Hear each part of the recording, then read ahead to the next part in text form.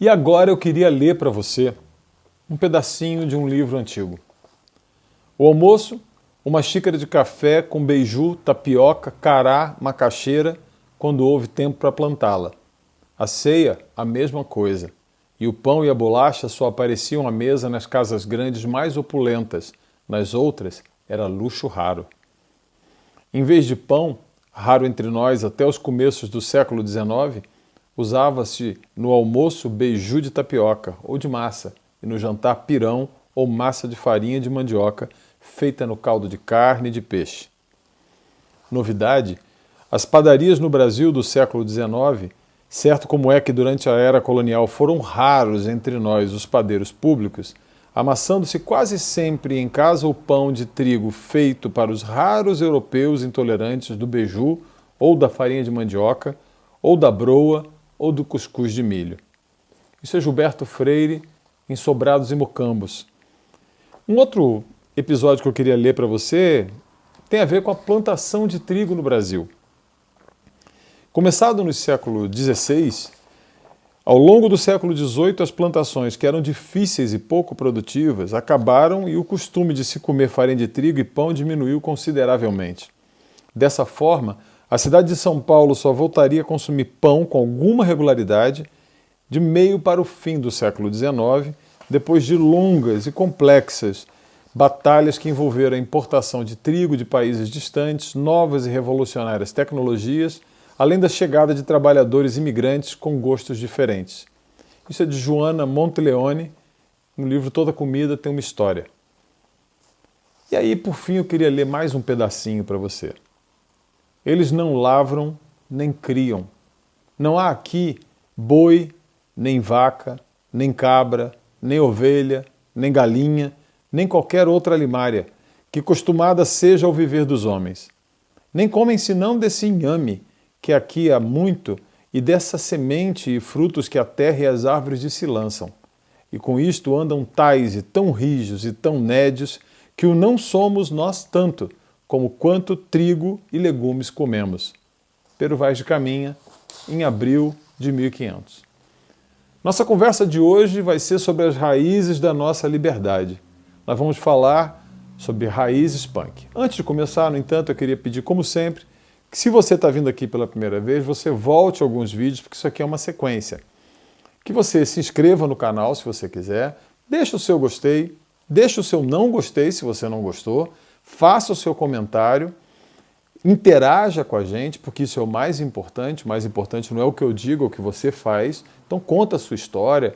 No nosso e-mail, que vai aparecer aqui embaixo, mande suas fotos, mande o que você está fazendo que tem a ver com aquilo que você vê nesse canal, mande para que a gente possa falar com você, colocar você no fim desse vídeo, como você vai ver um dos nossos amigos, que o pessoal já começou a mandar as experiências. Então, se inscreva, ative o sininho, deixa o seu gostei, deixa o seu não gostei, a gente gosta das duas coisas, não tem problema nenhum. E vamos começar a falar sobre as raízes da nossa liberdade. Na dieta da gente, a gente precisa basicamente duas fontes de energia, né? Carboidrato, que é uma fonte rápida e boa, e energia que vem das gorduras. A gente precisa de proteína, a gente precisa de sal mineral e a gente precisa de vitamina. A gente precisa de um monte de microelementos, de aminoácidos essenciais, de coisas que a comida fornece para a gente, porque nós não fazemos fotossíntese, então a gente precisa comer. Bom, hoje eu vou falar de uma das principais fontes de carboidrato que faz parte da nossa vida, né? E principalmente olhando para a vida disso nas punk, que são as raízes. As raízes não são as únicas fontes de carboidrato, mas são com certeza no nosso bioma aqui no Brasil, né, o antigo Pidorama, a principal fonte, né, principalmente caracterizada pela mandioca, né, o aipim, e pela batata doce, que são ambas originárias aqui, né, da nossa região e que constituíram desde sempre a principal fonte de carboidrato para os seres humanos nessa área.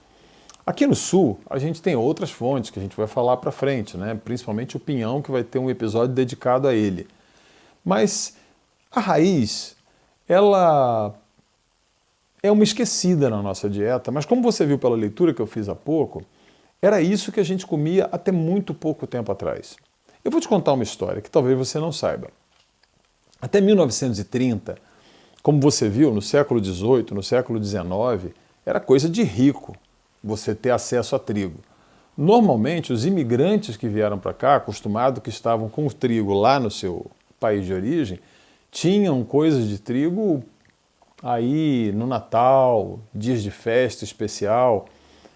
E aí, quando foi aparecendo a necessidade, a gente estava, quando tinha trigo, tinha que trazê-lo, né, dos Estados Unidos. São 4 principais produtores, né, que a gente tem de trigo aí até a década de 30, né? Os Estados Unidos, a União Soviética, na época era um grande produtor de trigo também, né? A Argentina e o Canadá. Esses eram os grandes 4 produtores de trigo. E o trigo não fazia parte do nosso dia a dia. É muito engraçado porque talvez você pensa no café da manhã que você tem, café com leite, pão com manteiga. Pão, inclusive esse pão que não consegue durar 6 horas sem que ele fique velho, né? Um pão que não dura, um pão que não faz parte nem daquilo que a gente poderia chamar de pão. Na verdade é trigo inchado, né? Porque nem teve tempo, não fez a levedação que tem que fazer, não passou pelo processo de fermentação natural, nada disso. Agora, como você reagiria quando você descobre que, se você falasse que esse era o teu café da manhã em 1900, 1910, as pessoas iam considerar que você devia ser um cara rico ou europeu, porque aqui no Brasil comiam-se quitutes, comiam-se raízes, comiam-se vários produtos que vêm da mandioca. A mandioca é incrível em termos de quantidade. Eu queria fazer inclusive um episódio, depois que acabar essa série de punk, eu devo fazer um episódio só sobre mandioca. São mais de 200 variedades de mandioca que a gente tem no Brasil. Tudo isso experiência e experimento genético dos indígenas que atuavam aqui. Mas a gente comia mandioca nas suas várias formas, desde o sagu, né, o polvilho, a mandioca mesmo, a própria raiz, os bolos, os quitutes, a puba. Isso fazia parte de um café da manhã normal. A gente abandonou isso por uma coisa muito prática somente a partir de 1930. E por que isso aconteceu?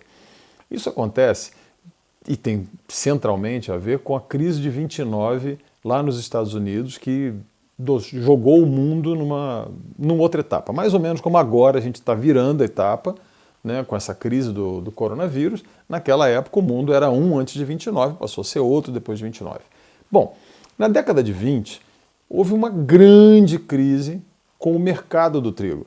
Os grandes produtores de trigo tinham um problema terrível, porque eles não tinham preço, eles não conseguiam remunerar bem os produtores, eles tinham uma sobreprodução, tinha uma disputa e oferta internacional enorme de trigo acontecendo, mas várias conferências até 1933 foram conferências onde os produtores, principalmente essa disputa entre Estados Unidos e União Soviética na época, mas também o Canadá e aqui no sul a Argentina, né, que ficavam sem chegar a um acordo, porque não havia o que há hoje em dia, que é esse acordo sobre as commodities.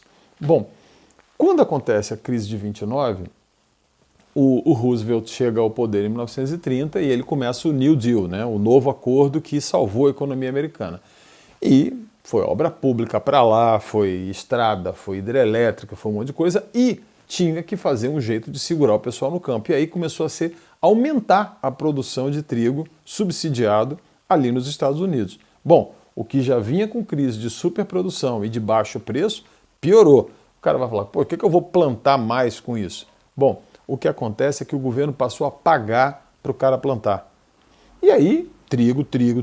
Bom, onde é que eu vou jogar esse trigo todo? De 1930 a 1940, porque depois de 1939, obviamente, o trigo foi todo de novo desviado para a Europa por causa da guerra, né? E ele passou a ser um mercado muito mais interessante, e o mercado do trigo acabou se equilibrando com essa distribuição, mas de 1930 a 1940, o que acontece é que a América do Sul, que tinha ali na América Central como fonte de carboidrato principal a banana verde, que é uma excelente fonte de carboidrato, até hoje o pessoal come muito. Na América Andina, as batatas doces, as batatas, as aracachas, né, a nossa baroa, ali na parte mais setentrional, para baixo o milho, né, que basicamente o milho, toda a América Andina, América Central, até o México, aquilo tudo ali foi inundado, literalmente inundado de trigo muito barato. Ora, de repente, aquilo que era raro, que estava ligado à cultura europeia, à cultura do colonizador e que não era disponível, tornou-se não só disponível, como extremamente barato. De tal forma que, se você olhar hoje a vida de qualquer um de nós, é basicamente trigo, trigo, trigo, trigo, trigo o tempo todo. E óbvio, aí você começa a falar, né, que você tem intolerância ao glúten, que você tem dificuldade digestiva. Óbvio, porque esta quantidade de amido, e pior, um amido que não sofre fermentação natural, não sofre fermentação lenta, ou seja, tudo fermentado rapidamente, vai ter que fermentar dentro de você, companheiro. Esse trigo que já não é o trigo original, que já não é, eu vou também fazer um dia um episódio só sobre o trigo, vou chamar um amigo meu para falar sobre isso, como hoje você vai ver daqui a pouco, uma entrevista que eu fiz com o Nuno sobre as raízes. Mas o trigo se tornou a base pela qual a gente acessa energia oriunda de carboidratos. E o trigo invadiu a vida da gente de tal forma que você come trigo no almoço, no café da manhã, na janta e vive doente. Bom, que alternativa você tem na hora que essa commodity é regulada, toda ela, fora do país? A gente vai falar sobre isso. Tudo que vem de fora do país deixa você suscetível a problemas de escassez, né? Vamos ver o que vai acontecer agora com essa modificação no mundo, como é que vai ser essa dependência, porque o Brasil não é autossuficiente em trigo, ele depende de importação. O dólar subiu, que foi uma barbaridade. A gente paga trigo em dólar. Então o pãozinho, a sua pizza, tudo que você se acostumou, o macarrão, tudo isso aí está a preço de dólar e está precificado alto. Ou seja, ferrei, como é que eu vou conseguir carboidrato? Você vai descobrir que, se você olhar ao seu redor, você pode ter todo o carboidrato que você precisa e não precisa de trigo, basicamente. Eu vou contar como é que é aqui em casa. Aqui em casa é curioso porque a gente tem uma padaria, né? A gente trabalha com trigo. A gente trabalha com trigo de pequenos produtores, né, da região aqui do Paraná mesmo. São pequeniníssimos produtores orgânicos de quem a gente pega esse trigo. A gente faz fermentação natural e lenta. Mas você quer saber qual é o dia da alegria mesmo aqui? É porque durante a semana a gente tem muito pão disponível, obviamente, porque a gente faz um pão já bastante bom. Mas o dia de alegria aqui é quando a gente tem batata doce, batata borregá, batata roxa, batata branca, batata amarela, mandioca, quando a gente tem baroa, quando a gente consegue mangarito, quando a gente tem jacatupé, quando a gente tem tupinambô, quando a gente tem essas raízes na nossa mesa, é uma alegria. Se você vê a quantidade de pratos que a gente publica no Facebook, que a gente publica por aí, você vai ficar louco com a quantidade. Os carás, nossa, os carás que delícia que são. Nesse dia a gente descobre assim, cara, a gente come trigo porque tem uma padaria que está aí, mas a gente troca facilmente, mas todo dia com muita tranquilidade. O nosso pão, que é de altíssima qualidade, altíssima, eu posso garantir a você, a gente tem um dos melhores pães que eu já comi na vida, mas olha, a gente troca fácil pelas raízes dessas plantas que você acabou de ouvir eu falar e que você nem sabe como é que é. Bom, o que acontece é que, se a gente está procurando emancipação e liberdade, como a gente tem dito aqui no canal, o primeiro passo para você poder parar de depender disso é você conseguir essas raízes. Algumas delas dá para cultivar no seu quintal, né? Hoje, no fim desse episódio, eu vou mostrar, e vai ser o primeiro episódio que eu vou mostrar alguém cultivando uma raiz que nem é uma raiz que é considerada punk, ao contrário, inclusive de origem europeia. Mas o legal é que num cantinho, num pé de parede, você vai ver como é que você pode tirar. Quando você começa a ter essas raízes, algumas delas muito fáceis de serem cultivadas, né, e outras que são trepadeiras de cerca, porque existem tubérculos, né, que enraizam e que servem para dar origem a plantas, como o caramuela, que é um cará do ar. É um cará que nasce no alto, você não tira ele da terra, você tira ele da cerca. Então, se tiver um pé de parede, você bota o caramuela ali. Bom, a gente quer te mostrar que a emancipação de fato acontece quando você começa a ter fontes independentes e que o mercado não reconhece como comida, mas que estão disponíveis ali, tanto para você plantar, quanto a segunda maneira, você entrando em contato com os produtores, os pequenos produtores familiares da periferia da sua cidade. Qualquer cidade que você esteja, no seu entorno, você vai ter pequenos produtores. Se você começar a demandar dele batata doce, batata roxa, batata branca, batata amarela. Se você falar, pô, o senhor não faz tupinambô, o senhor tem batata baroa, o senhor tem mandioquinha salsa, como se chama aqui no sul, né, batata salsa. Se você, o senhor não tem mangarito, o senhor não tem. Quando você começa a demandar do agricultor, você começa a ter acesso a coisas que não estão precificadas como commodities, que não têm seu preço regulado pelo dólar, cria uma emancipação para o país e uma emancipação para você. Quando você descobre, como a gente está falando aqui, que você consegue produzir batata num balde, sabe esses baldes de margarina? A gente está cultivando batata orgânica dentro de balde de margarina. Você consegue, com 4 pedaços de madeira, produzir batata doce que vai te dar as batatas, mas que vai fornecer folha para sua salada também. Se você não sabe, folha de batata doce é muito bom refogado. As raízes são as grandes emancipadoras da gente. Eu vou aproveitar aqui agora e vou mostrar para você um trechinho, 5 minutos, eu queria da sua paciência, para você ver de uma conversa entre eu e o Nuno Madeira, que é pesquisador da Embrapa. E o Nuno e eu somos amigos há muitos anos. O Nuno é um pesquisador, é doutor em agronomia, mestre, doutor em agronomia, pesquisador já sênior da Embrapa.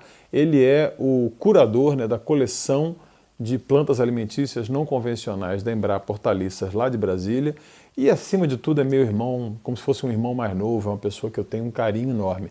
Eu vou te mostrar trechinhos da nossa conversa, que vai estar no link aqui na descrição do vídeo. Tem o link da conversa completa, que está no meu outro canal, canal particular e privado que eu tenho no YouTube. Né? Você pode ir lá e assistir a conversa completa, onde ele vai falar sobre a batata baroa, sobre as punk, como isso gerou liberdade para ele. Mas dá uma olhadinha no que ele tem para falar sobre isso. Fala, Nuno! E aí, Tudo bom? Cláudio? Tudo bom, Tudo meu jóia? filho? Então, cara, eu tô falando com o pessoal hoje sobre a raiz da liberdade, as raízes da liberdade, né, as punks. E aí, cara, as punk, né, que estão focadas no assunto de hoje com raiz e óbvio, né, cara, não tem ninguém que entenda mais de raiz nesse país do que você. Para quem não conhece, o Nuno é meu amigo, né, meu irmão mais novo, né, de coração, de alma, de mente, privilégio enorme. A gente se trata assim, né, Nuno? Isso é como Certeza. a gente se fala. Então, basicamente, o que eu queria que você contasse um pouquinho da tua experiência com a Baroa, né? Assim, o teu mestrado, teu doutorado foi em cima da batata baroa, né? E Aracatia chantorrisa, né? Isso. E também do teu trabalho da Embrapa, o que você faz, como é que você começou trabalhando com a Baroa e como é que isso se expandiu para o que você tem na coleção hoje, como é que é, e um pouquinho da história da batata. Fala aí um pouquinho aí para o pessoal entender. Temos 5 Legal. minutinhos para a gente ver isso aí. O fato é que eu vi e fui me agradando muito, porque ela tinha uma valorização no mercado pelo seu paladar muito intenso, particular, né? Muito apreciado, e tinha um custo de produção muito baixo. Eu era muito soberano, eu era muito autônomo, não precisava comprar nada para produzir a baroa, né? Uhum. Tinha semente, e a mesma lógica acontece para inhame. Eu fui vendo que não tinha nada de informação técnica de baroa, assim, científica, tinha alguns trabalhos, muito poucos, antigos, e recente não tinha praticamente nada no Brasil. E também é um cultivo sul-americano, né? Certo. Então, também em nível mundial, muito pouca Só coisa. que hoje você trabalha com muito mais do que a Baroa, né? Ou seja, teve um salto, eu vi esse salto, né? Eu tive a Aham. oportunidade de ver esse salto 10 anos atrás aí. A gente se conheceu num encontro de Baroa, na verdade, né? Era um encontro com Dia de campo, produtores no campo, né? dia de campo, né, de Baroas. Isso. E aí, bom, aí isso deu um pulo. Hoje você tem, eu já vou mostrar no vídeo a coleção, né, que você tem hoje. Você tem uma coleção de raízes, né? E é lógico que tem muito mais do que raízes na Embrapa Hortaliças e tal. Mas o que você hoje, o tema de hoje que eu estou falando é sobre raiz, né? Então vocês Aham. têm, eu vi a lista enorme, né, de raízes que você tem lá. Mas teve um pulo, teve um momento, né? E a punk, assim, a Baroa já te trouxe uma emancipação, já te trouxe uma liberdade, né? Você se libertou de agrotóxico, conseguiu Certeza. trabalhar com menos insumo, dono da sua própria semente, já te levou Salvar para a o mestrado, já te levou para o doutorado, já te levou para a Embrapa. Quer dizer, a Baroa abriu tua vida, né? Agora, aí, um dia, isso se expandiu, né? Para as punk. Conta aí um pouco essa história. Legal demais. E a Casa da Videira fez parte dessa história muito forte, sabe? Então, não é à toa, né? Mas, assim, a gente, quando está na academia, sabe, Cláudia, a academia convencional, vamos dizer, ela nos orienta muito a ser um expert de um determinado assunto, né? De conhecer tudo daquele assunto e tal, etc. Uma visão holísticazinha é bom e tal, mas não muito, né? Não ter um senso crítico também não tão forte e tal. E aí, aos poucos, a gente foi vendo que só um cultivo não responde tudo, não é? De jeito nenhum, não é a resposta para tudo, é a pluralidade, é a diversidade, tudo, né? Então, ter realmente se você tem uma frustração para uma espécie, pronto, acabou, você fale, ou então acaba a sua pesquisa, etc, etc. Então, a gente começou a abrir o leque de conhecimento para ver que não podia ser só aqui. E aí a gente foi depois conhecendo de uma forma sistematizada o que se chama aí das espécies subutilizadas primeiro, negligenciadas. Houve um resgate primeiro, né? O mangarito, principalmente, né? Houve um resgate. Não, primeiro os inhames, eu fui ver, não, vamos trabalhar também com os inhames, com os carás, né? Os inhames carás, depende da região no Nordeste, eles chamam de inhame por um resgate histórico do nome africano, né? Mas aí se referindo ao cará, né? A Dioscória. Aí as ararutas, os mangaritos, um dia me veio à mão uma raiz meio esquisitinha, assim, pequena, mangarito. Quando eu provei, eu falei, gente, que paladar é esse? Isso tem uns 15 anos, mais ou menos. Eu fiquei absolutamente. Eu falei, a única coisa que é tão saborosa em termos de raiz e tubérculo quanto o baroa é o mangarito, eu diria assim. Depois vem o tupinambura, aí mais recente, um fenômeno de uns 5 anos para cá. Também é delicioso, né? O E aí a carapezão, gente... né? Oi? O carapezão. O pezão, aí dentro da coleção de carás tem uma diversidade gigantesca. Os inhames ou carás roxos, o carapezão, o cará caramujo, tem o aéreo, né, o cará aéreo, que é muito similar no paladar a uma batata firme. Tem diversos outros formatos, o Dioscória trífida, completamente diferente. O japecanga, que é bem cremoso, é nativo do Brasil. Os outros foram naturalizados, digamos assim, mas são africanos ou asiáticos. Mas existem algumas espécies que são brasileiras, como cará japecanga, como o amazônico, o dodecanelo, que é o Tem feijões que geram raízes, né? feijões que geram raízes, né? Então, o feijão batata, né? O Uhum. maquis, e por aí vai. A própria, eu esqueci de colocar na coleção, mas a moringa, a gente come a raiz de moringa como se fosse raiz forte. Olha só. Ela, ralado assim, ela tem um paladar ardido, a gente só faz o branqueamento, fica muito parecido com o creme aí do sul. Olha só. Então, existe uma diversidade de conhecimentos tradicionais que, se não estão organizados, eles vão se perdendo, porque eles traziam consigo uma soberania, uma autonomia, uma liberdade, uma independência do mercado, né, desse ente chamado mercado, que nos aprisiona, para começar, em 2006, uma coleção de hortaliças tradicionais, de hortaliças punk, aí incluindo raízes, folhas, frutos, etc, etc, flores, né? Uhum. E, dentre as raízes, nós temos umas 20 espécies, pelo menos, que têm raízes comestíveis, né? E espécies, né? Aliás, tem até mais do que isso, mas falando em nível de gênero e tal. Mas Dioscória, por exemplo, tem um monte de espécies, né? Mas a gente se dedicou a guardar, né? A ser um guardião. Eu me considero muito mais guardião do que curador. O termo científico, eu sou curador da coleção de raízes e tubérculos de Dioscória, de Colocácea e de Xanthosoma também, né? Então, e de Arracácea, né, que é a mandioquinha. Algumas são nativas do Brasil, como a araruta, como o mangarito. Outras foram trazidas no processo de colonização, né, como o inhame, que veio da Sudeste Asiático e Oceania, trazido pelos portugueses, né, provavelmente passando pela África. Aí veio também o inhame cará, que também veio da África, né, então, como alimento dos escravos. Bom, como você viu, quando você começa a utilizar raízes na sua dieta e na sua cultura, e no seu pé de parede, no seu cantinho, na sua caixa em casa, no seu balde, onde você consegue plantar, quando você começa a mudar o seu hábito alimentar, você ganha independência e liberdade.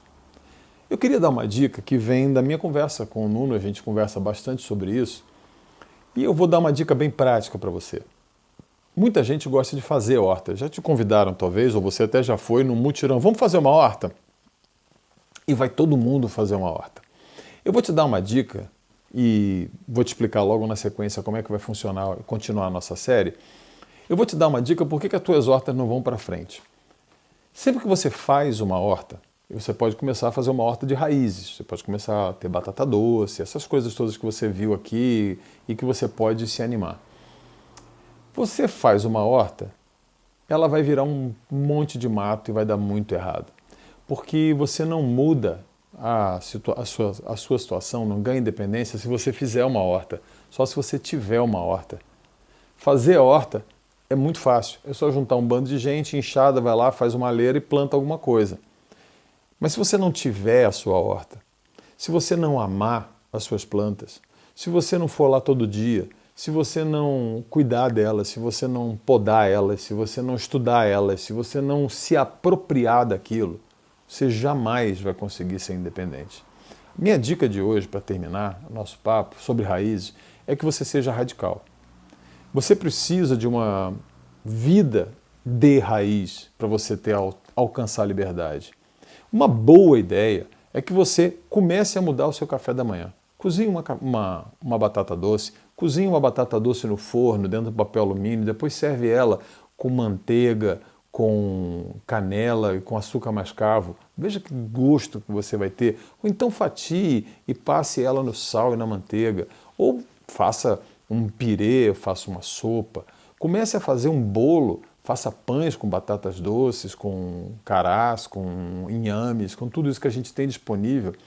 E você vai descobrir que você tem um mundo de liberdade que vai tornar você cada vez menos dependente daquilo que o mercado tem para te oferecer. E outra, você vai se sentir muito mais satisfeito ao longo do dia, você não vai ficar com aquela vontade de comer, que o trigo faz isso. O trigo te dá uma vontade permanente de ficar comendo, e cada vez mais, e cada vez mais, e cada vez mais. Quando você come uma raiz dessa, o teu sistema digestório tem tempo para digerir, o carboidrato é distribuído ao longo de todo o seu trato digestório, você vai ter tempo para se alimentar. Então, meu desafio de hoje. Primeiro, experimenta mudar a dieta da sua casa. Como? Procura um pequeno agricultor na feira, procura alguém na feira orgânica, procura um agricultor na periferia da sua cidade e pede a ele as raízes que ele tiver.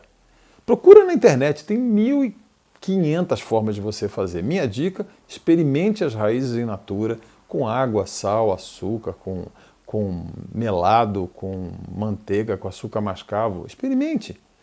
Além disso, experimente plantar num balde, numa cumbuca, num quadrado de madeira. Essas raízes são lindas, elas são maravilhosas porque elas vão crescendo, crescendo, crescendo. Quando você vê, você vai ficar impressionado a quantidade que você consegue fazer. Outra, se você tiver 4 baldes com raízes diferentes, você vai poder colher em tempos diferentes. Talvez você não fique independente totalmente, mas você já vai deixar de ter que comprar aquele trigo, aquele pão, entrar naquela fila da padaria e ficar naquela vida miserável, tá bom? Essa era a minha dica para você de hoje. Bom, agora eu queria te mostrar 2 coisinhas. Primeiro de tudo, eu queria mostrar uma camiseta para vocês. Nós estamos no meio de uma crise, né? E o Igor, da Doppel, a Doppel Store, faz essas camisetas aqui. Essa aqui é a nossa resposta para a crise do corona, para a crise do fascismo entre nós, para todo mundo que tem amado a morte e falado tanto de coisa ruim. Se a vida não estiver boa, a gente sabe o que fazer com ela. Ou como a gente diz na camiseta, se a vida for uma bosta, a gente composta, né? Essas camisetas não estão à venda. Eu estou negociando com o Igor para que depois da crise, assim que ele tiver condição, ele possa oferecer isso. A Doppel Store é uma empresa dedicada a camisas científicas, camisas de ciência. Eu recomendo você, eu vou deixar o link aqui embaixo, você entra na loja, eles não estão atendendo agora, eles estão focados em produzir máscara. Além disso, ele é extremamente solidário, ele já distribuiu milhares de máscaras para posto de saúde, hospital, é um garoto sensacional. Então, essa camiseta não tem uma empresa por trás. Outra, eu não ganho nada. Se ele topar produzir essas camisetas e se ele botá-las à venda, é tudo dele. Eu não ganho nada com isso, tá? O que eu quero é que ele vá para frente, porque o Igor é um garoto jovem, de origem humilde, extremamente amante da ciência e que faz uma diferença enorme na vida de pessoas pelas milhares centenas de máscaras que ele doou e ele vende também na empresa dele, Eu recomendo fortemente que você conheça a Doppel, E a segunda coisa que eu tenho para falar sobre essa camiseta é que a gente vai fazer 2 camisetas, foram presenteadas pelo Igor e a gente vai mandar de presente para as 2 pessoas que mandaram fotos, em primeiro lugar, para os nossos vídeos de hoje e da semana que vem, né? Então, vocês vão receber, vocês que mandaram a foto, vocês sabem quem vocês são, vocês vão receber um e-mail, vou pedir para você passar por aqui, pegar ou mandar pelo correio para você. Então, era o que tinha, são 2 só, uma pena pessoal. Livros de hoje para recomendar. Se você quiser saber mais sobre punk, e se quiser saber mais sobre raízes, tem essa série aqui, ó, de folhetos da Embrapa. Todos eles são plantas, hortaliças não convencionais. Você vai achar aqui, ó, maxixe do reino, almeirão de árvore, amaranto e caruru, arendera, taioba, azedinha, mangarito, peixinho, beldroega, jambu, capuchinha, muricato, vinagreira. Isso aqui tem também na versão online. Se você entrar no site da Embrapa Hortaliças, você consegue baixar o PDF disso aqui. Você não precisa pedir para mandar pelo correio, ainda mais nesse momento de crise, mas tudo isso está disponível dentro do site da Embrapa com muita informação sobre as punk. E quando você fizer isso, você vai estar diretamente relacionado ao Nuno Madeira que você viu no vídeo aí atrás. Tá legal? Eu vou deixar vocês agora e você vai ver aqui, fica até o final do vídeo e você vai ver um de vocês que mandou a sua experiência de como está fazendo a sua casa ser um centro de produção. Esses são o Mário, a Fabiana e o Gabriel, amigos de muito tempo da Casa da Videira e que têm mostrado que desde um pé de parede em qualquer canto na casa da gente, a gente pode fazer e ter a comida do nosso dia. Muito obrigado, Mário, Fábio e Gabriel, pelo vídeo que vocês mandaram. Um pouquinho aqui. Deixa eu... Aí. Mostra aqui agora, Gabriel. Olha, Mostra pra mim aqui. a beterraba.